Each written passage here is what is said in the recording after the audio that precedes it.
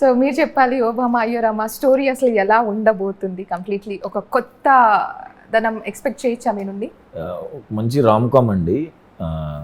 దీంట్లోనే mother emotion ఉంటుంది and మావయ్యకి నాకు ఎమోషన్ ఉంటుంది. మావయ్య ఆలీ సార్ చేశారు.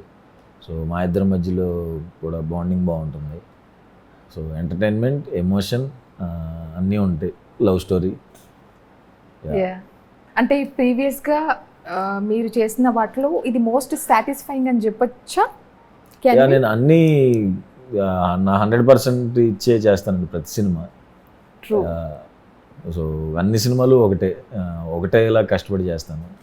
సో పర్టికులర్గా చెప్పలేను. ట్రూ, అది చాలా కష్టం అండి. ప్రతి దాంట్లో ఒక కొత్తదనం ఉంటుంది and you have beautiful memories two వాటితో పాటు.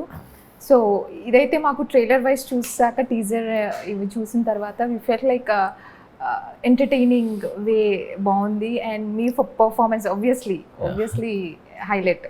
సో ఆ డామినేటింగ్ గర్ల్ ఫ్రెండ్తో బాయ్ ఫ్రెండ్ పడే కష్టాలు చాలా రిలేటబుల్గా అనిపించవచ్చు అంటారా ఇప్పుడు ఉన్న ఆడియన్స్కి కావచ్చు, ఐ మీన్ యూత్కి?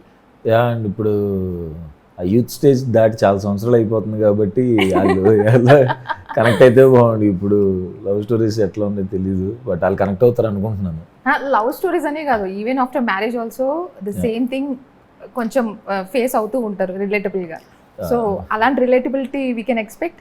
లేదండి, అది చాలా స్మూత్ కంఫర్ట్ జర్నీ, నా లవ్ కానీ నా మ్యారేజ్ కానీ. సో బట్ కొంతమంది చూశాను ఇలా ఉంటుంది, నా ఫ్రెండ్స్ కొంతమంది జరుగుతుంది. సో వాళ్ళు కనెక్ట్ అవుతారు అనుకుంటున్నాను.